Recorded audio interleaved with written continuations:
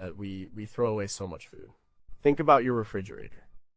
It's full of things that will go bad in a week.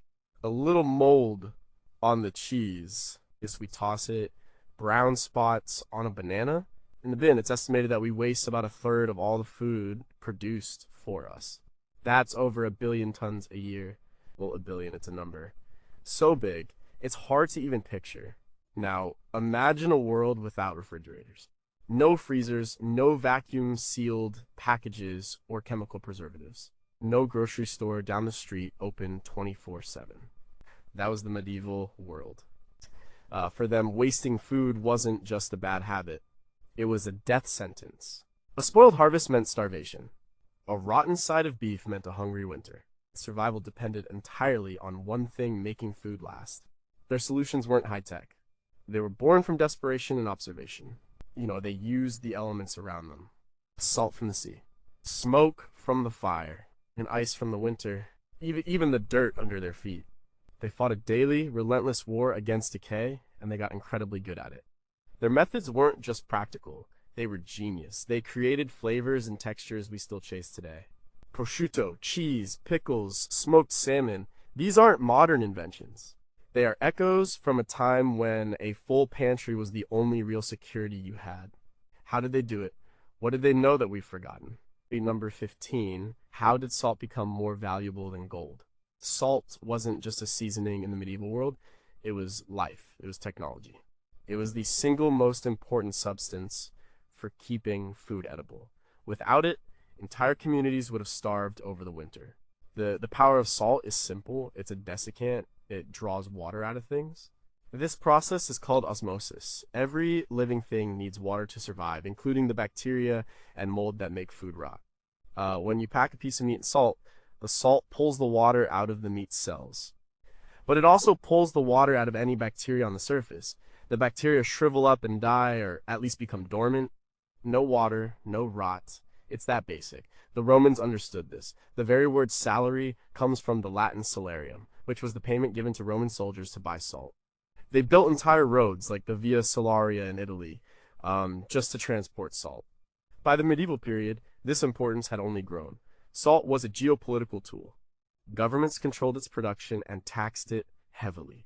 In France, the infamous salt tax, the gabelle, was established in 1286 and became one of the most hated taxes in history, a major source of revenue for the crown and a major source of misery for the poor.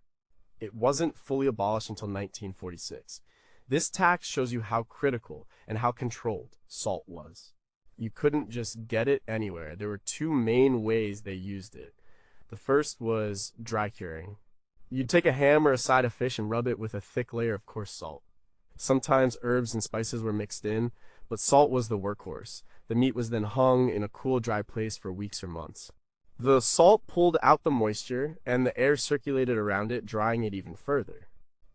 This is how we get things like prosciutto and jamon serrano. It's a slow, patient process that transforms the meat, concentrating its flavor and making it shelf-stable for a year or more. A medieval farmer could slaughter a pig in the autumn and still be eating it the following summer, all thanks to a crust of salt. The second method was brining, or wet curing. This meant dissolving a large amount of salt in water to create a super salty solution. Meats, fish, and even vegetables were submerged in this brine. The salt solution would slowly penetrate the food, killing microbes and preserving it from the inside out. This was the method for making corned beef, salt pork, and pickles. Salt pork was the fuel of armies and navies for centuries. It was tough, incredibly salty, and had to be soaked in fresh water for hours before it was even remotely edible. But it didn't spoil. On a long sea voyage, a barrel of salt pork was the difference between a healthy crew and a crew dying of starvation. The Vikings were masters of preserving fish, especially cod, in salt. They would dry it and salt it until it was as hard as a piece of wood. This stockfish, or bacalhau, could last for years and was a major trade commodity for them. The knowledge wasn't just in the application, but in the source. Salt didn't come in a neat blue canister. It had to be harvested. People living near the coast would create salt pans, large shallow pools where they'd let seawater evaporate under the sun, leaving the salt crystals behind. The salt pans of Guerande in France have been in use for over 1,000 years. Inland, they relied on salt mines, like the massive Wieliczka salt mine near Krakow, Poland, which was a functioning mine from the 13th century until 2007. It's a whole underground city, with chapels and statues carved out of the rock salt by the miners. That's how important it was. They built worlds underground just to get it. Mark Kurlansky, in his book Salt of World History, details how this single mineral-shaped civilization started wars and built empires. It was the original white gold. But it wasn't a perfect system. Botulism was a constant threat if the salt concentration wasn't high enough. The food was often so salty it was borderline inedible without extensive soaking, which also leached out nutrients. And a diet that heavy in salt likely had serious health consequences, contributing to a host of problems that they would have had no way of understanding. They weren't trying to make gourmet food, they were just trying to survive. What specific microbial life managed to survive high salinity medieval curing? And did these extremophiles contribute unique flavors that we have now lost in our modern, more sterile processes? How much did the regional mineral content of different salt sources, rock salt versus sea salt from different oceans, affect the final taste and preservative qualities of the food? And if we lost our global supply chain, could we even build the infrastructure to produce and transport enough salt to feed a large population using only medieval technology? Number 14, could you taste the forest in their food? Fire did more than just cook food, it preserved it. Smoking is one of the oldest preservation techniques, likely discovered by accident. Maybe a piece of meat was left hanging in a smoky cave or hut and was found to last longer and taste different. By the medieval period, it was a refined science. Smoking works in a few ways. First, the smoke dehydrates the surface of the food, creating a dry, tough layer called a pellicle. This pellicle is a physical barrier that helps keep bacteria and mold from getting in. But the real magic is in the chemistry of the smoke itself. Burning wood isn't a clean process.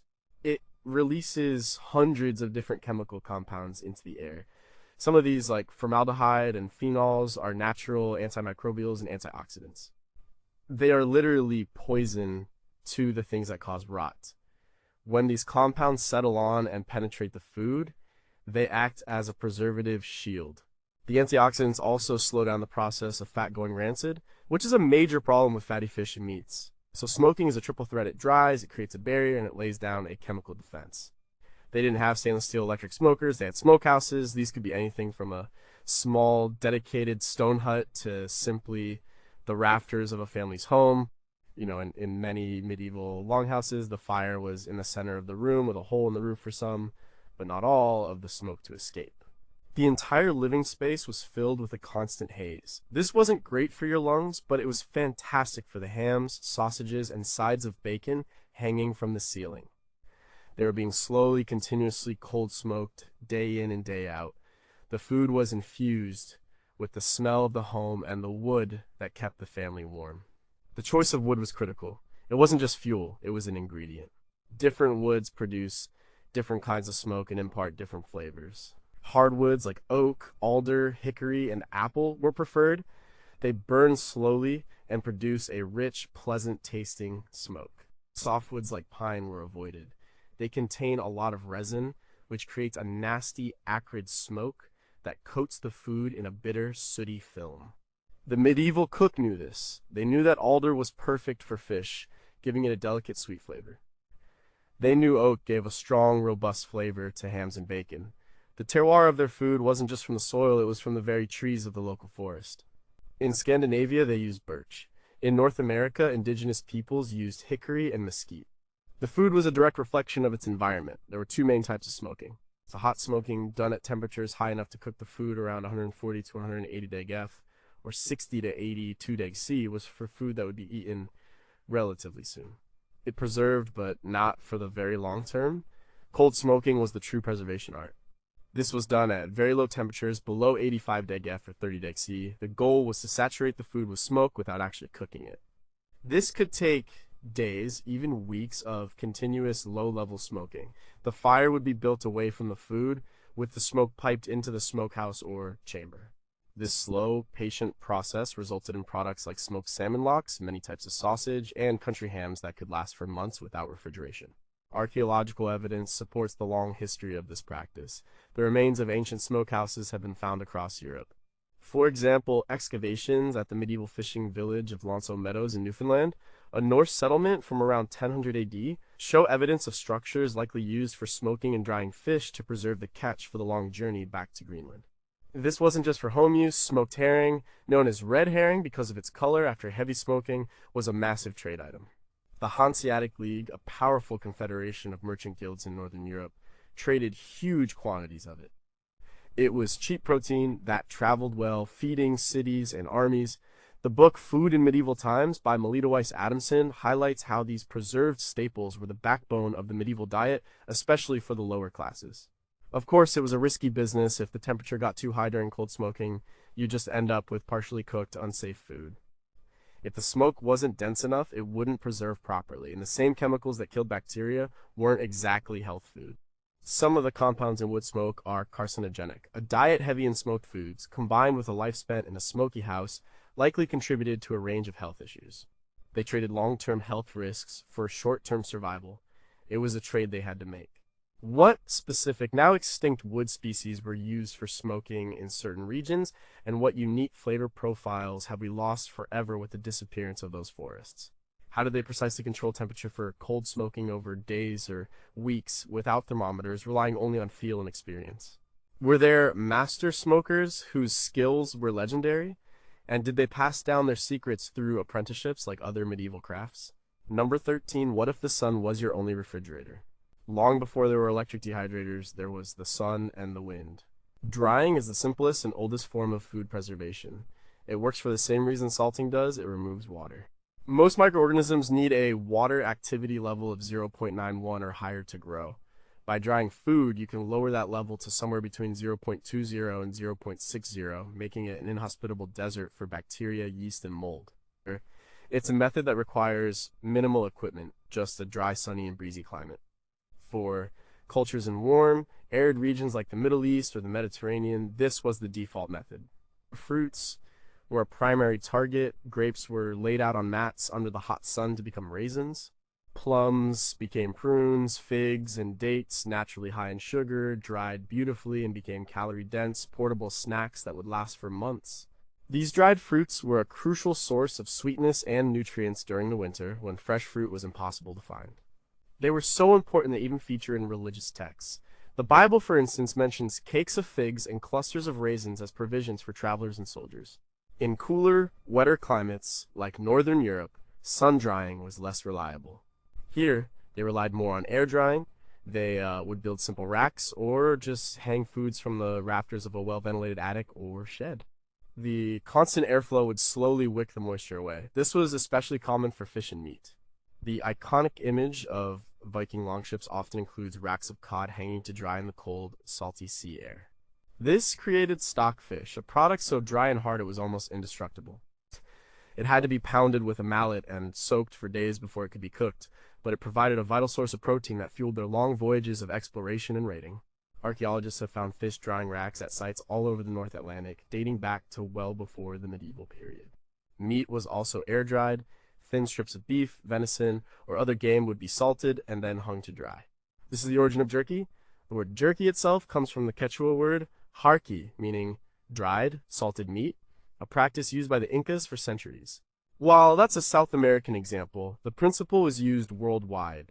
In Europe, they made products like biltong's ancestor, a cured, air-dried meat that was a staple for travelers. Vegetables and herbs were also dried.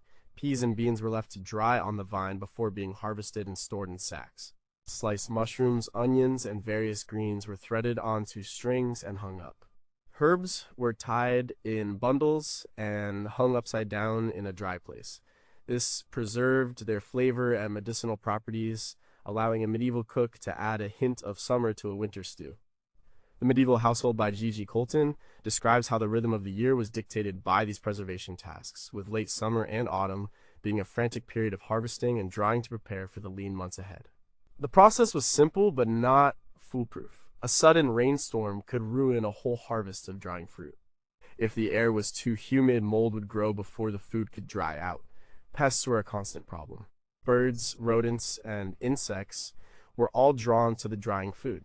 People had to constantly watch their precious stores, and the texture of the food was irrevocably changed. It became tough, chewy, and sometimes leathery. Rehydrating, it was an art in itself, but the trade-off was worth it. A dried apple slice might not be as good as a fresh one, but it was far better than no apple at all in the dead of January. Drying concentrated the flavor and the nutrients, creating a lightweight, portable, and long-lasting food source. It was the original MRE meal ready to eat, powered by nothing but the sun and the wind. Could we map the precise atmospheric conditions, humidity, wind speed, solar intensity of specific medieval regions to understand why certain types of drying worked better there than elsewhere? What forgotten varieties of fruits and vegetables were specifically cultivated because their low water content made them ideal for drying, varieties we've since let die out? Beyond simple dehydration, did they understand how UV light from the sun was also sterilizing the surface of the food? And did they have practices to maximize this exposure without causing nutrient degradation? Number 12, did they pickle everything that moved? Vinegar is a magical substance. It's a sour, acidic liquid that can transform food and, more importantly, protect it. Pickling, or preserving food in an acidic medium, was a cornerstone of the medieval pantry. The principle is straightforward. Most bacteria that spoil food cannot survive in a highly acidic environment. A pH level of 4.6 or lower is the magic number. It inhibits the growth of most harmful microbes, including the one that causes botulism, Clostridium botulinum. Vinegar, which is essentially acetic acid, easily creates this environment. So where did they get their vinegar? They made it. Any weak alcoholic beverage, wine, beer, cider, that is left exposed to the air will eventually be colonized by acetobacter, a type of bacteria that consumes the alcohol and converts it into acetic acid. This was a common occurrence. A batch of wine that went wrong wasn't necessarily a disaster, it was the start of a batch of vinegar. They had red wine vinegar, white wine vinegar, cider vinegar, and even ale vinegar, known as Aligar. The quality varied wildly, but its preservative power was constant. The range of things they pickled is staggering. It went far beyond the cucumbers we think of today. Cabbages, onions, carrots, beets, green beans, mushrooms, and even flowers like nasturtium buds were common. Pickled eggs were a tavern staple. Meats and fish were also frequently pickled. Pickled herring was a huge commodity in Northern Europe, alongside the smoked and salted varieties. Guillaume-esque, a dish from the 14th century English cookbook, the form of curry features pickled salmon. It was a way to preserve the catch from a river or the sea. Even walnuts were pickled, harvested green before their shells had hardened. The process was simple. The food would be cleaned and sometimes pre-treated by salting it for a day or two to draw out some of the water. This helped the pickling liquid penetrate better and made the final product crisper. Then it was packed into earthenware jars or wooden barrels. The pickling liquid vinegar, often mixed with salt, sugar, honey, and spices, was boiled and poured over the food. Spices weren't just for flavor. Many of them, like mustard seed, cloves, and peppercorns, have their own antimicrobial properties, adding another layer of preservation. The containers were then sealed as tightly as possible, often with a layer of oil on top or a piece of cloth tied down, and stored in a cool, dark place. Pickling didn't just preserve food, it made some tough or unpalatable foods edible. It could break down tough vegetable fibers and add a bright acidic flavor that could cut through the richness of fatty meats or the monotony of a grain-based diet. In a world where flavors could be bland and repetitive, a sharp, tangy pickle was a welcome jolt to the palate. The 13th century scholar Alexander Neckham wrote about the importance of various sauces and condiments, including vinegar-based ones, to accompany the often simple fare of the time. Pickling was a way to capture the harvest. A farmer could take the autumn glut of cabbages and, through pickling, ensure a source of vegetables throughout the winter, providing crucial vitamins when fresh greens were unavailable. It was also a way to deal with scraps and less desirable cuts. The bits and pieces left over after butchering could be pickled and preserved. Nothing was wasted. This practicality is at the heart of so many medieval food traditions. But like other methods, it had its dangers. If the acid level wasn't high enough, or if the container wasn't clean, nasty things could still grow. The use of lead-glazed pottery for pickling was also a potential source of lead poisoning, as the acid could leach lead from the glaze into the food. But for the most part, it was a reliable and effective way to keep the larder full. It was a technology of transformation, turning perishable goods into long-lasting staples with a simple bath of sour wine. Did different types of wood used for pickling barrels like oak or chestnut impart, specific flavor compounds and tannins that also aided in preservation, similar to how they affect wine and whiskey. We know about botulism, but what other specific microbial battles were being won or lost inside medieval pickling crocks, and did some good bacteria survive to create probiotic effects? How did they test the acidity of their vinegar to ensure it was strong enough to preserve safely, or was it purely trial and error, with deadly mistakes being a part of the learning process? Number 11 was rotting food. Actually a good thing? This sounds counterintuitive. The whole point is to stop food from rotting. But fermentation is a kind of controlled rot. It's the process of using beneficial microorganisms, bacteria, yeasts, and molds to transform food in a way that preserves it and creates new, often intense flavors. Instead of fighting all microbes, you encourage the right ones to take over. These good microbes create an environment, usually by producing acid or alcohol, where the bad spoilage causing microbes can't survive. It's like cultivating a microscopic army to defend your food. Lactic acid fermentation is one of the most common types. This is how you get things like sauerkraut and kimchi. In medieval Europe, cabbage was a staple food. To make sauerkraut, you just need cabbage and salt. The cabbage is shredded, mixed with salt, and packed down tightly into a crock. The salt pulls water out of the cabbage, creating its own brine. The salt also kills off many types of unwanted bacteria, but it creates the perfect environment for lactobacillus bacteria, which are naturally present on the cabbage leaves. These bacteria consume the sugars in the cabbage and produce lactic acid as a byproduct. This acid lowers the pH, pickling the cabbage and protecting it from other forms of decay. The result is a tangy, sour dish, rich in vitamins, especially vitamin C, that could last for months. For sailors and people in northern climates, sauerkraut was a lifesaver, a crucial defense against the vitamin deficiency disease scurvy. Captain Cook famously took barrels of it on his long sea voyages in the 18th century, a practice rooted in much older traditions. Alcoholic fermentation is another one we're all familiar with. This is the work of yeasts, which consume sugar and produce alcohol and carbon dioxide. This is how they made beer, wine, and mead. In the medieval period, these weren't just recreational drinks. They were a vital source of calories and, importantly, a safer alternative to often contaminated water. The brewing process involved boiling the water, which killed pathogens, and the resulting alcohol then acted as a preservative. Beer was a part of the daily diet for everyone, including children, though it was likely weaker than most modern beers. It was a way of preserving the grain harvest, turning perishable barley into a safe, storable, and nutritious liquid. The Domesday Book of 1086, a massive survey of England, lists breweries and pubs, showing how integral they were to the fabric of society. Then there's cheese. Milk is incredibly nutritious, but spoils very quickly. Turning it into cheese is a form of fermentation that can make it last for years. The process starts by adding a starter culture of bacteria to the milk to begin fermentation, followed by rennet and enzyme, traditionally from a calf's stomach, to curdle it. The solid curds are separated from the liquid whey, salted, pressed, and then aged. During aging, a complex ecosystem of bacteria and molds goes to work, breaking down fats and proteins and developing the incredible diversity of flavors and textures we see in cheeses.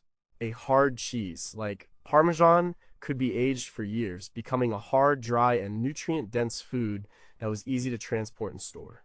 Monasteries were often centers of cheese-making innovation, with monks like those of the Benedictine order perfecting recipes that are still used today. They had the time, the records, and the dedication to turn a practical necessity into an art form. Fermentation was a deep, intuitive science. They didn't know about bacteria or yeast. They talked about spirits or the magic that turned grape juice into wine. They learned through observation and passed the knowledge down. A good brewer would save the dregs from a successful batch to start the next one, unknowingly transferring the yeast culture. A cheesemaker would use the same wooden tools without sterilizing them, ensuring the beneficial bacteria were passed on. This uncleanness was actually key to their success. It's a world away from our modern obsession with sanitation, but it worked. They were harnessing invisible forces of nature to create a safe and stable food supply. What was the full microbial diversity of a medieval sourdough starter or a cheese cave? And have we lost key strains that produced unique flavors due to modern sanitation and monoculture practices? How did they manage the risk of bad fermentations, and what were the signs they looked for to know when a batch had been taken over by pathogenic rather than beneficial microbes? Did the terroir of a location, the specific wild yeasts and bacteria in the air of a particular valley or farmhouse play an even larger role in defining regional foods than the raw ingredients themselves? Number 10. Could fat be the ultimate protector? Fat is a fantastic barrier. It's hydrophobic, meaning it repels water, and since bacteria need water to thrive, a thick layer of fat can create an airtight, watertight seal that protects the food underneath. This is the principle behind potting, or confit. The word confit comes from the French verb confire, which means to preserve. The method is most famously associated with southwestern France and dishes like duck confit, but the technique was used all over Europe with various meats and fats. The process starts by curing the meat, usually with salt, for a day or so. This, as we've seen, draws out some moisture and begins the preservation process. The meat is then rinsed and cooked very slowly at a low temperature while completely submerged in its own rendered fat. For duck or goose, this would be duck or goose fat. For pork, it would be lard. This slow cooking tenderizes the meat, making even tough cuts succulent. Once cooked, the meat and the fat are transferred to a deep earthenware pot or crock. The meat is packed in tightly, and then the liquid fat is poured over it, making sure to cover the meat completely. As the fat cools, it solidifies, forming a thick, white, airtight cap. This seal prevents oxygen and airborne bacteria from reaching the meat. As long as the seal remains unbroken, and the pot is stored in a cool, dark place like a cellar, the meat inside can last for months, even up to a year. When it was time to eat, you would simply dig out a piece of meat, scrape off the fat, and then pan fry it until the skin was crispy. The fat itself wasn't wasted. It was used for cooking, adding incredible flavor to roasted potatoes or sautéed vegetables. This was a perfect way to preserve the fatty birds and animals that were often slaughtered in the autumn. It turned a whole pig or a flock of geese into a ready-to-eat supply of meat that could be dipped into all winter long. The book The Art of Charcuterie by Jane Grigson, while modern, delves into the history of these traditional French preservation methods, showing their deep roots in rural, pre-refrigeration life. It was a peasant's technique, born of the need to use every part of the animal and make it last. A similar principle was used for other things too. Cooked mushrooms could be potted in butter. Potted shrimp, a classic British dish, involves cooking shrimp in spiced butter and then letting it set in a small pot with a layer of clarified butter on top. Potted cheese was also common. It involved mixing cheese with butter, wine, and spices, packing it into a pot, and sealing it with a layer of butter. This not only preserved the cheese, but also made it spreadable and allowed for the mixing of different types of cheese or using up-dry, leftover bits. The key to success was the quality of the seal. Any air pockets could lead to spoilage. The fat had to be clean and rendered properly to remove any impurities or water that could cause rancidity. And the storage conditions had to be right. A cellar that was too warm could cause the fat to soften and the seal to fail. But when done correctly, it was a remarkably effective and delicious method of preservation. And it didn't just preserve the food, it transformed it, creating a rich, tender texture and deep flavor that couldn't be achieved any other way. It's a testament to the ingenuity of finding a use for everything, turning a byproduct like animal fat into the very thing that protected the precious meat. How precisely did they render and clarify fat to ensure it was pure enough to create a long-lasting, stable seal without any modern filtering equipment? Were certain animal fats, beyond the obvious lard or duck fat, prized for their unique preservative qualities or flavor infusion, perhaps from game animals or specific breeds of livestock? Did the practice of repeatedly breaking the seal to remove a piece of meat and then resealing it with melted fat introduce specific types of contamination, and what visual or smell-based cues did they use to judge if the contents were still safe? Number 9. Why did they hide their food in the ground? The earth itself can be a pantry. Below the surface, the temperature is much more stable than the air temperature. It's cooler in the summer and warmer in the winter, and it's dark and often damp. This environment is perfect for storing certain kinds of food, especially root vegetables. This is the principle behind the root cellar, a technology that was essential to medieval life. A root cellar could be a custom dug chamber, a section of a natural cave, or just the unheated basement of a house. After the autumn harvest, it would be filled with the hardiest vegetables. Carrots, turnips, parsnips, and beets were packed in boxes or barrels filled with damp sand or sawdust. The sand provided insulation, kept the vegetables from touching each other, which would spread rot, and maintained a high humidity, which prevented them from shriveling and drying out. The potatoes, though, a New World crop and not present in medieval Europe, would later be stored in the same way. Cabbages were often hung upside down from the ceiling. Apples and pears were laid out carefully on shelves, not touching. The goal was not to stop the life processes of the vegetables, but to slow them down dramatically. In the cool, dark, humid environment, these vegetables would remain in a state of dormancy, staying fresh and edible for months. A well-stocked root cellar meant the difference between a winter diet of just bread and salted meat, and one that included vegetables rich in vitamins and minerals. It was a way of extending the harvest long after the fields were frozen. Agricultural treatises from the period, like Walter of Henley's Husbandry from the 13th century, give detailed instructions on managing the estate, including the crucial task of storing the harvest to last until the next one. For those without a cellar, a simpler version was the clamp or storage pit. This was essentially a man-made hole in the ground. You would dig a shallow pit in a well-drained spot, line it with straw for insulation, and then pile in your root vegetables. The pile would be covered with more straw and then a thick layer of earth. A small tuft of straw was often left sticking out of the top to provide a bit of ventilation to prevent the vegetables from sweating and rotting. This created a small, insulated underground mound that protected the vegetables from frost. When you needed some food, you would carefully open one end of the clamp, take what you needed, and seal it back up. It was a simple, low-tech, but highly effective solution. Burying wasn't just for vegetables. Other foods were stored underground too. Eggs could be packed in sand or salt in a cool pit to last longer. Barrels of wine, beer, and pickled goods were kept in cellars where the stable, cool temperature was ideal for long-term storage and aging. The practice of burying food goes back even further. For example, the bog butter, found in Ireland and Scotland, is a fascinating case. Large lumps of butter or other animal fat have been found buried in peat bogs, some of them thousands of years old. The cool, low oxygen, and highly acidic environment of the bog preserved them incredibly well, though it also gave them a very strong, acquired taste. Scholars debate whether this was for long-term storage or for ritual purposes, but it shows a long history of people using the earth as a preservative. This method relied on a deep understanding of the local environment. You had to know where the water table was, which soil drained well, and how deep the frost penetrated in winter. A mistake could lead to a flooded cellar or a clamp full of frozen, ruined vegetables. It was a direct connection between the people and the land they lived on. They weren't just farming on top of the soil, they were using its very substance as a tool for survival. Did burying certain vegetables in specific types of soil clay versus loam versus sandium impart trace minerals or affect their flavor over months of storage? What kinds of fungi and bacteria thrive in root cellar environments, and were some of these actually beneficial, perhaps forming a symbiotic skin on the vegetables that protected them from more harmful decay?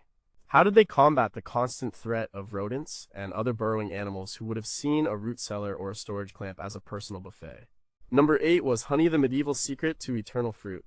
Sugar is a powerful preservative. Like salt, it's a desiccant that draws water out of food and microbial cells through osmosis. A high sugar environment is just as inhospitable to bacteria as a high salt one. In the medieval period, refined cane sugar was an incredibly expensive luxury import, available only to the very wealthy. For most people, the primary source of intense sweetness was honey. And honey wasn't just a sweetener, it was a preservative with almost mystical properties. To have honey is a remarkable substance. It's naturally acidic and has a very low water content. But it also contains small amounts of an enzyme called glucose oxidase, which bees add. When honey is diluted slightly, this enzyme produces hydrogen peroxide, a substance that kills bacteria. This is why raw unpasteurized honey is so resistant to spoilage and has been used for centuries as a wound dressing.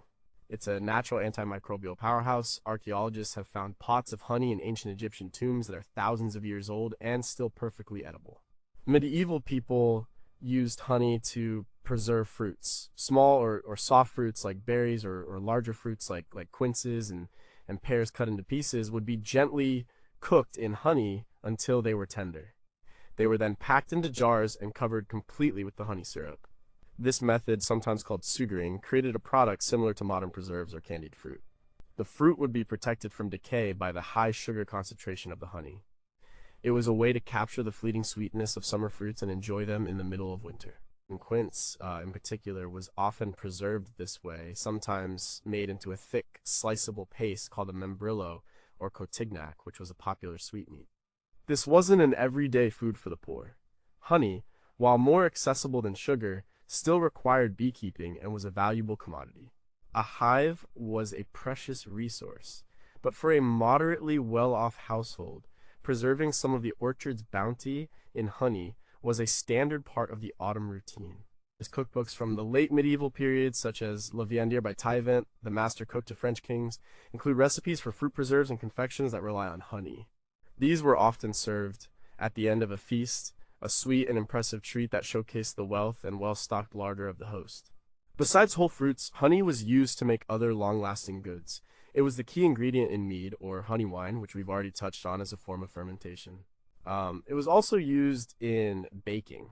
Gingerbread and other honey-sweetened cakes had a long shelf life because the honey inhibited the growth of mold. These dense, spiced cakes were a perfect traveler's food, providing energy and flavor that lasted. The use of expensive imported cane sugar grew towards the end of the medieval period, especially among the nobility in Italy and Spain who had access to Mediterranean trade routes. Sugar was used to create elaborate sculptures and incredibly sweet preserves, a clear display of status. But for most of the era, and for most people, honey was the go-to preservative sweetener. It was a direct product of the local landscape, a golden syrup that not only brought joy to the palate, but also held the power to defy the seasons and keep fruit safe from decay.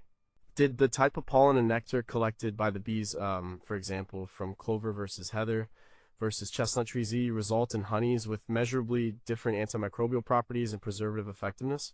How did they render beeswax to create airtight seals for their honey pots? And was this seal as effective as the fat seal used in confit? We know honey preserves, but what subtle chemical changes occur in fruit stored in honey for years? And do these changes create unique flavor compounds that are impossible to replicate with modern, rapid preservation methods? Number 7. How did they make ice last until summer? Freezing is the ultimate preservation method. It doesn't kill most microbes, but it brings their activity to a screeching halt. When water freezes into ice crystals, it becomes unavailable for the cellular functions of bacteria and mold. Their metabolic processes stop, and they enter a state of suspended animation. The problem for medieval people wasn't understanding that cold preserves food, it was getting access to cold, especially outside of winter. Their solution was the ice house. An ice house was a form of passive refrigeration. It was essentially a deep, insulated pantry designed to keep winter's cold locked in for as long as possible. The concept was ancient, used by Romans and even earlier civilizations, but it was refined and widely used by the wealthy in the medieval and post-medieval periods. An ice house was typically a brick or stone-lined pit or a partially underground building, often with a domed roof. It was usually built on a north-facing slope, shaded by trees, to protect it from the sun. In the dead of winter, workers would be sent to harvest ice from frozen lakes and rivers. They used saws to cut the ice into large, uniform blocks. These blocks were then hauled back to the ice house by horse-drawn sleds. Inside the pit, the blocks were packed tightly together. Sawdust, straw, or peat was used as insulation, packed between the ice blocks and in a thick layer around the entire mass of ice. A drain at the bottom of the pit allowed any meltwater to escape, which was crucial. If the ice sat in water, it would melt much faster. Once full, the ice house was sealed up. The combination of being underground, heavily insulated, and packed with a huge thermal mass of ice meant that it could stay incredibly cold for a very long time. A well-designed ice house could keep its ice frozen through the spring, into the summer, and sometimes even into the next autumn.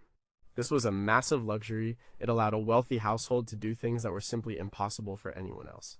Chilled drinks and sorbets, an incredible status symbol, make ice creams, and, most importantly, from a preservation standpoint, keep perishable foods like fresh meat, fish, and dairy fresh for days or even weeks instead of hours. The book Harvest of the Cold Months, The Social History of Ice and Ices by Elizabeth David details this fascinating story. And ice houses were not for the common person. They required a huge amount of labor to build and to fill each winter. They were the exclusive domain of castles, manor houses, and monasteries. For the average person, refrigeration meant a cold stream, a deep well, or a stone slab in the coolest part of the cellar. In mountainous regions or far northern climates, people could use natural ice caves or pack snow into pits to achieve a similar, if less reliable, effect. This technology highlights the vast gap between the rich and the poor in the medieval world. While a peasant was relying on a piece of heavily salted pork to get through the summer, a lord might be enjoying a chilled pudding made with fresh cream, all thanks to a carefully engineered pit full of frozen river water. It was a way of conquering the seasons, but only for those who could afford the price of entry. For everyone else, the rhythm of a hot summer day was dictated by the urgent need to cook and eat any fresh meat before it spoiled within hours. How did they calculate the optimal ratio of ice to insulation straw or sawdust to maximize the longevity of the ice pack without modern thermodynamic models?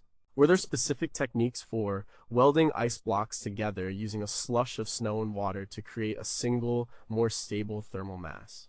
Beyond food preservation, did the presence of an ice house on an estate lead to medical innovations such as using ice to reduce fevers or swelling, long before such practices were medically codified? Number 6, would you eat fish soaked in poison? Some preservation methods sound truly bizarre, even dangerous to modern ears.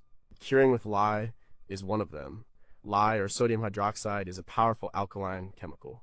It's caustic, it's used in drain cleaners, and to make soap. It's not something you'd typically associate with food. But in some parts of the world, particularly Scandinavia, it became the key ingredient in a unique and famously challenging dish lutefisk. A lutefisk is made from dried stockfish, usually cod, the same rock-hard, air-dried fish the Vikings carried. To make it edible, the stockfish first has to be rehydrated by soaking it in cold water for several days, with the water changed daily. Then comes the lye. The rehydrated fish is soaked in a dilute solution of lye and water for another couple of days. This is where the chemical magic happens. The lye is a strong base, and it causes the pH of the fish to skyrocket. This extreme alkalinity breaks down the proteins in the fish in a process called saponification, which is essentially the beginning of the soap-making process. The fish swells up, becomes gelatinous, and loses a significant amount of its protein content. Of course, you can't eat fish that's saturated with a caustic chemical.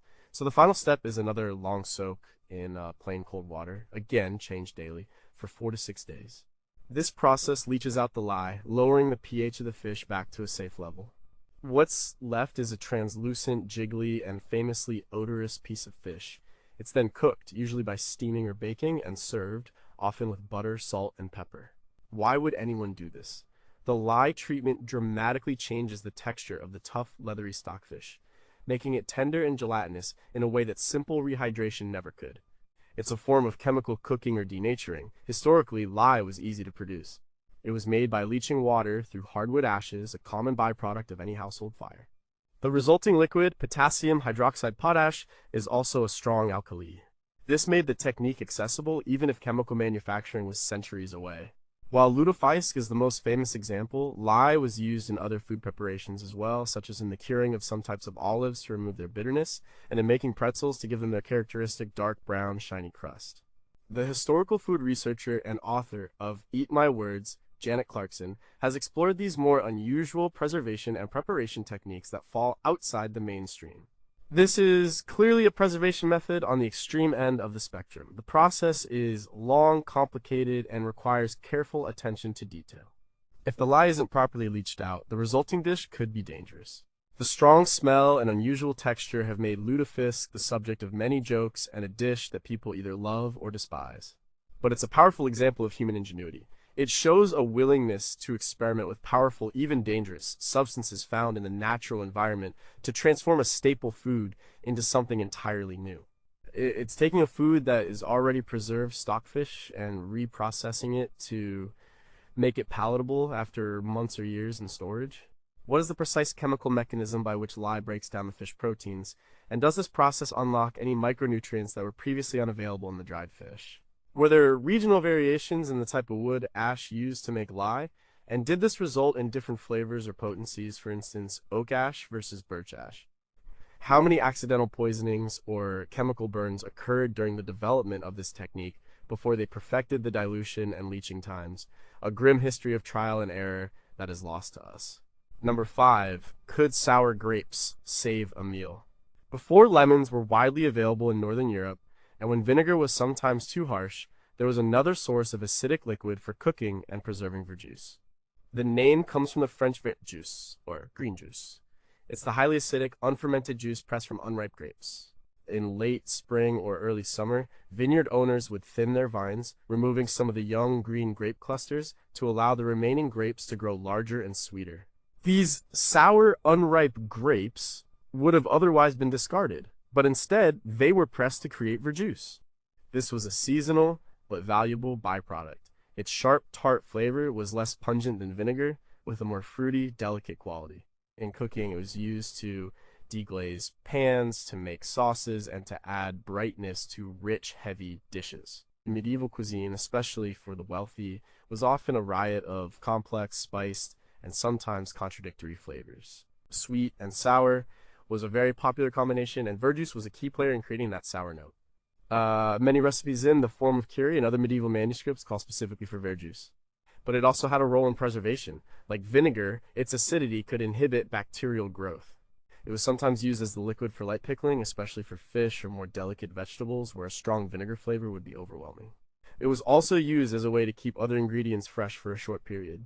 For example, a piece of fish or meat might be wiped down with verjuice to retard spoilage for a day or two before cooking. It wasn't a long-term preservative like salting or smoking, but it was a tool for short-term freshness management in a world without refrigeration. It was the kitchen equivalent of hitting the pause button on decay. The production of verjuice was tied to the geography of winemaking. It was common in France, Spain, and other grape-growing regions. In places where grapes didn't grow, like England, they made a similar product from crab apples or other unripe fruit. This shows the principle was widely understood, harness the acidity of unripe fruit. The medieval scholar Bartholomeus Anglicus, in his 13th century encyclopedia De Proprietibus Reum, on the properties of things, discusses the properties of grapes at different stages of ripeness, showing an understanding of these agricultural cycles and byproducts. Verjuice fell out of fashion as lemons and limes became more common and cheaper through expanded trade routes in the 17th and 18th centuries. But it represents a key aspect of the medieval food mindset: nothing is wasted. A byproduct of viticulture, the thinned out sour grapes that were not good for wine were turned into a valuable commodity for the kitchen. It was an intelligent and efficient use of the entire agricultural process, turning a potential waste product into a tool for both flavoring and preservation. Did the verjuice made from different grape varietals like Pinot Noir versus Chardonnay precursors have distinct flavor profiles and levels of acidity that were preferred for different culinary or preservative applications? What was the typical shelf life of verjuice itself, and how was it preserved through the year after its seasonal production, perhaps by sealing it in casks like wine? Were there other green juices made from other unripe plants or fruits that served a similar purpose in regions without grapes or apples?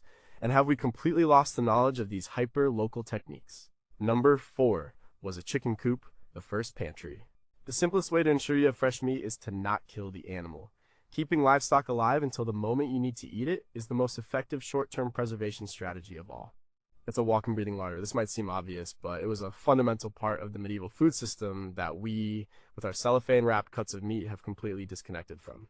Most peasant families, even those with very little land, would have kept a few chickens or a goose.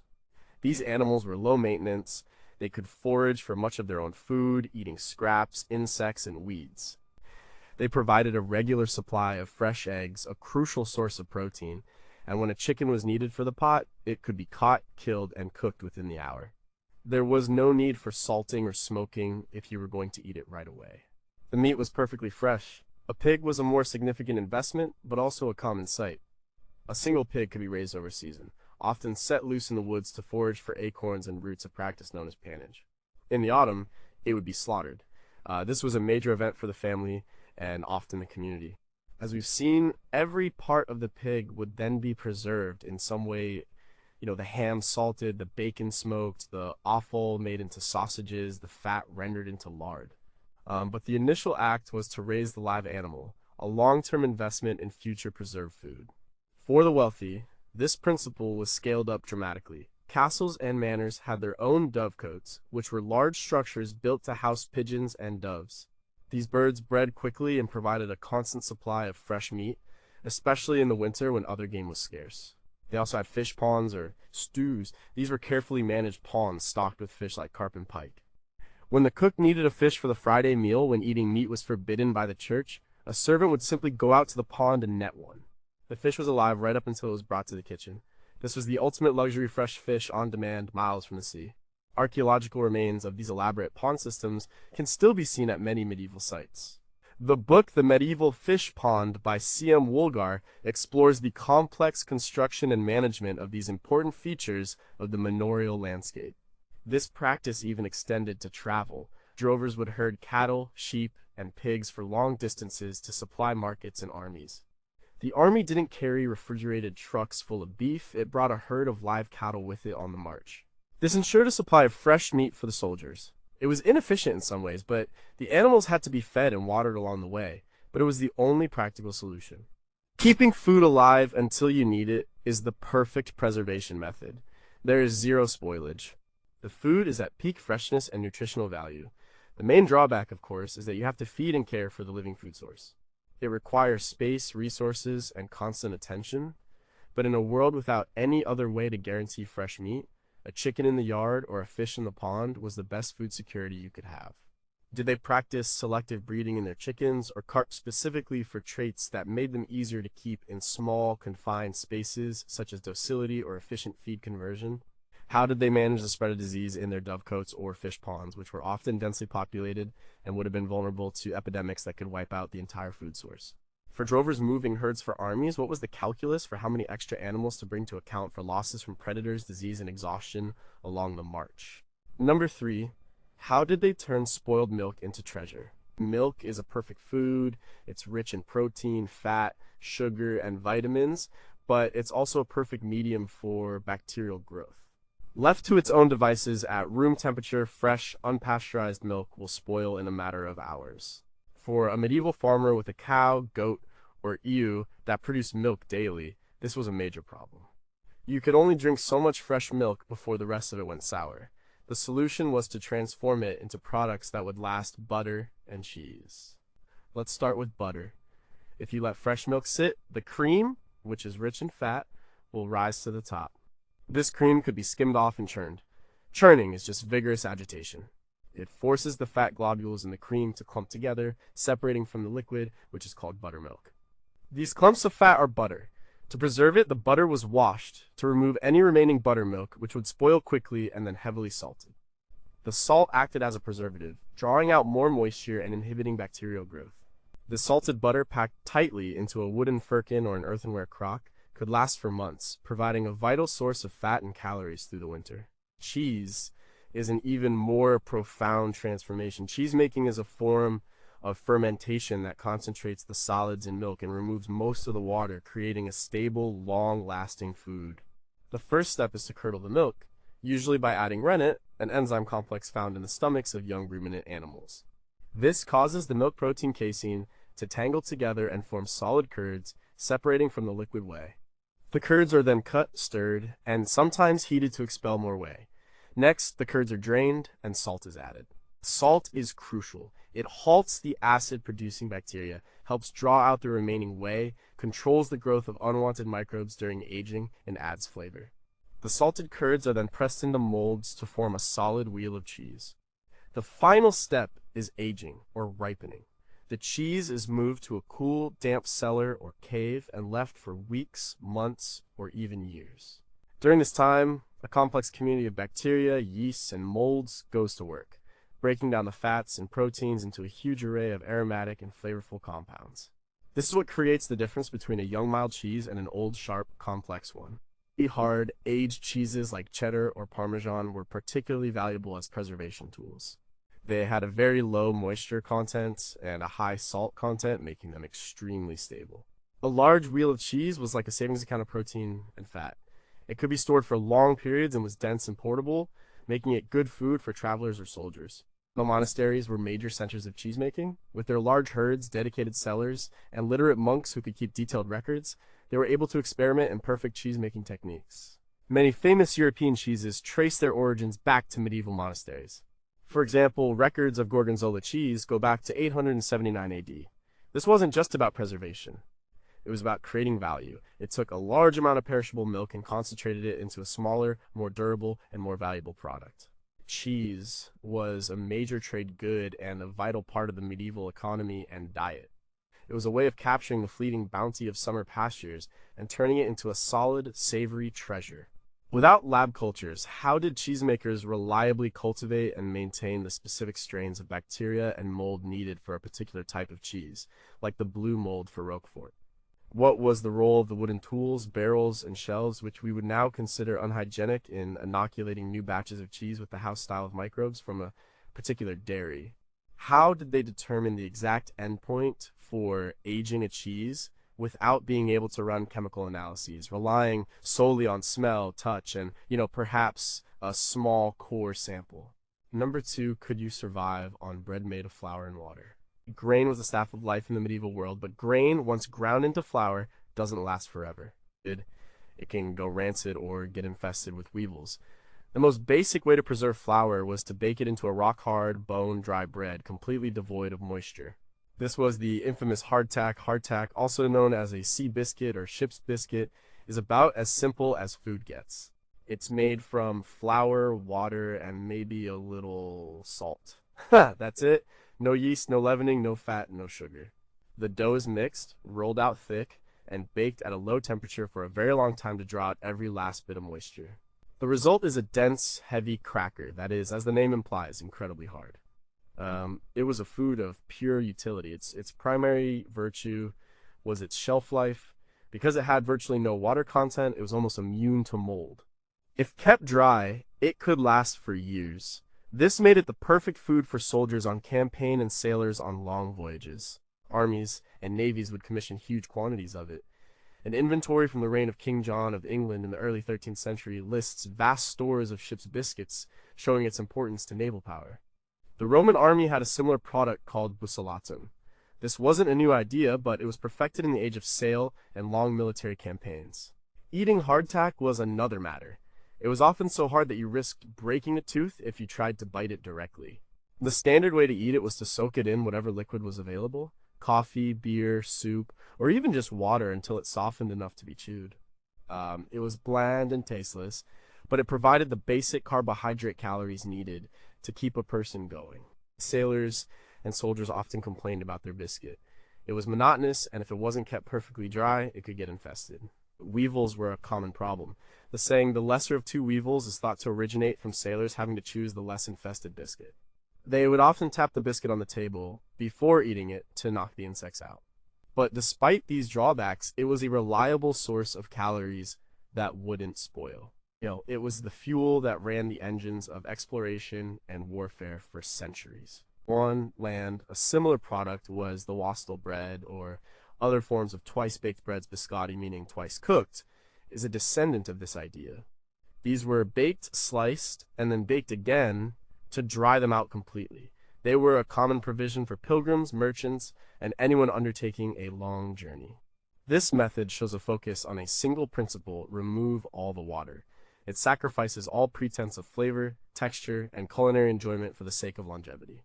In a world where your next meal was uncertain, a sack of hard biscuits that you knew would be edible, if not enjoyable, in 6 months was a form of security that is hard for us to appreciate. It was the ultimate survival food, stripped down to its bare essentials. How did bakers achieve a perfectly uniform, low moisture content throughout a thick biscuit without modern, temperature-controlled ovens, and were soft spots, a known cause of premature spoilage for entire batches? Did the type of flour used, wheat versus rye versus barley, significantly affect the hardness and longevity of the hardtack? Beyond weevils, what other specific molds or pests specialized in attacking these dry, starchy provisions, and what methods did they use to try and protect their stores in damp ship holds? Number 1. What if your jar was a pig's bladder? Today we have glass jars with screw-top lids, plastic containers, and vacuum sealers. Creating an airtight seal is easy. In the medieval world, it was a major challenge, but they had ingenious, if sometimes gruesome, solutions. The goal was to protect preserved foods from the air, which carries moisture, mold spores, and bacteria. We've already seen how a layer of fat or honey could create a seal. but they also used physical barriers made from animal parts. Animal bladders, particularly from pigs, were a common tool. After an animal was butchered, the bladder would be carefully removed, emptied, cleaned, and then either salted and dried or simply used while pliable. It had unique properties. When wet, it's stretchy and can be stretched over the top of a pot or crock. As it dries, it shrinks and tightens, creating an incredibly effective drum-tight, airtight seal. People would pack a crock with preserves, potted meat, or salted butter, and then tie a moistened pig's bladder over the top. Once dry, it was a tough protective covering. This was the medieval equivalent of a canning lid. Intestines were used as casings for sausages, grinding up leftover meat scraps, mixing them with salt, spices, and fat, and then stuffing them into a cleaned intestine was a brilliant way to preserve meat. The sausage could then be air-dried, smoked, or fermented. The casing protected the meat inside, allowing it to cure safely while being permeable enough to let moisture escape during the drying process. Sausage making is an ancient art mentioned in texts like Homer's Odyssey, and it was a highly developed craft in medieval Europe, with different regions developing their own signature recipes and techniques. Parchment, which is made from animal skin, could also be used. A piece of parchment, sometimes soaked in oil or coated with wax to make it less porous, could be tied over a jar. Beeswax itself was a valuable sealant. It could be used to coat the outside of containers or to create a sealing layer on top of liquids like wine or verjuice to prevent them from turning to vinegar. Even something as simple as a thick paste of flour and water was used. This could be plastered around the lid of a pot or casserole dish before baking. It would harden in the oven, creating a temporary seal that trapped moisture and steam inside, a technique known as luting that is still used in some forms of traditional cooking. These methods show an incredible resourcefulness. They used every part of the animal. Nothing was wasted. A pig provided meat to be salted, fat for confit, a bladder for sealing jars, and intestines for making sausage.